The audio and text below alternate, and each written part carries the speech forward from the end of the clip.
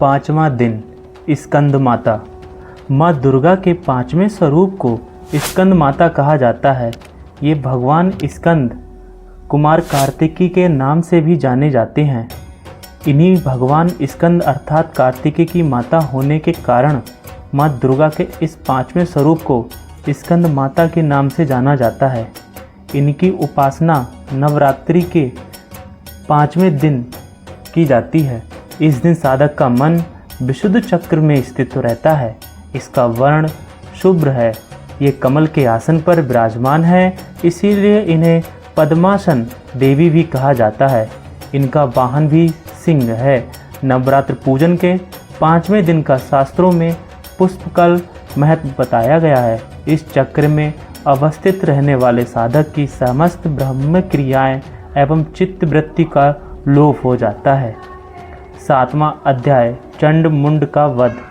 ओम ऋषि बोले, दैत्य राज शुंभ की आज्ञा पाकर चंड मुंड चतुरंगी सेना को साथ लेकर देवी दुर्गा से युद्ध करने तथा उससे वंदनी बनाने के लिए चल दिए। हिमालय पर्वत पर पहुंचकर उन्होंने देवी को अपने वाहन सिंह पर बैठी हुई देखा। बेशब धनुष उठाकर और हाथों में तलवार उठाकर देवी के समीप पहुंच गए।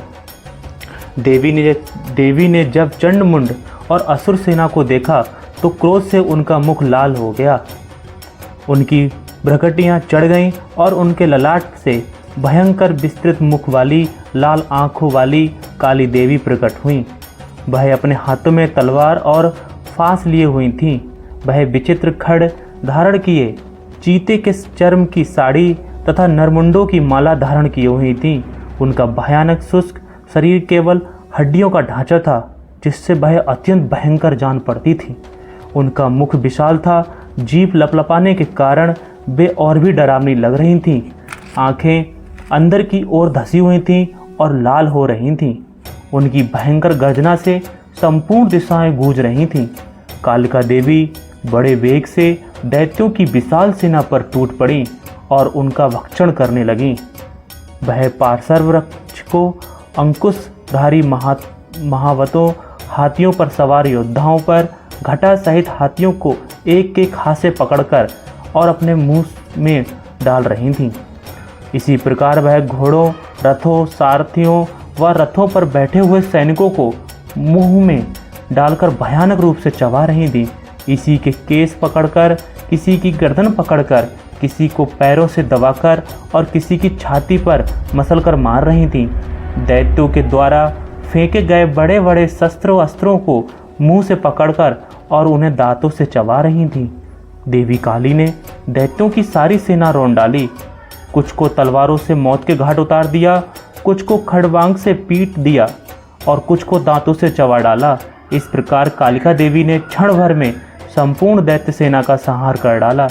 ये देख महापराक्रमी चंड कालिका देवी पर लपका। उससे महाभयंकर बाणों की वर्षा करके तथा मुंडों ने 1000 चक्र फेंककर भयंकर नेत्र वाली कालिका देवी को ढक दिया।